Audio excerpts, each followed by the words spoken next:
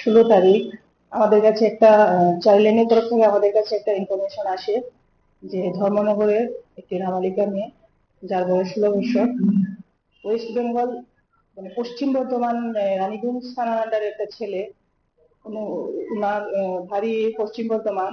এই ছেলেটার এখান থেকে আমাদের ধর্মনগর থেকে মেয়েটাকে অপহরণ করে ওইখানে নিয়ে গেছে। তো আমরা কমপ্লেনটা রিসিভ করার পর সঙ্গে সঙ্গে আমরা একটা মামলা নথিভুক্ত করি।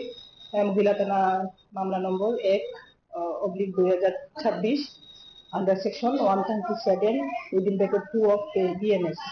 তো ইনভেস্টিগেশন চালু হওয়ার পর আমরা বিভিন্ন রকমের অ্যানালাইসিস শুরু করি এবং আমরা সোর্স মারফত এবং বিভিন্ন ধরনের টেকনিক্যাল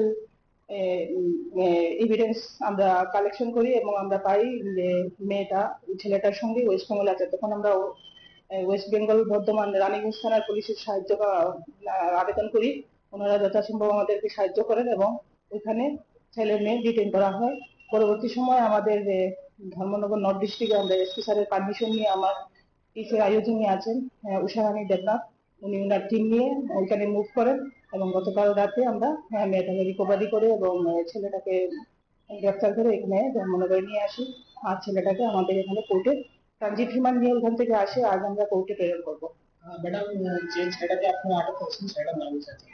প্রতীক শর্মা, বয়স 24, বাবার নাম দয়ানন্দ শর্মা, বাড়ি রানীগঞ্জ টাওয়ার কলোনি, ডিস্ট্রিক্ট পশ্চিম বর্ধমান, থানা রানীগঞ্জ।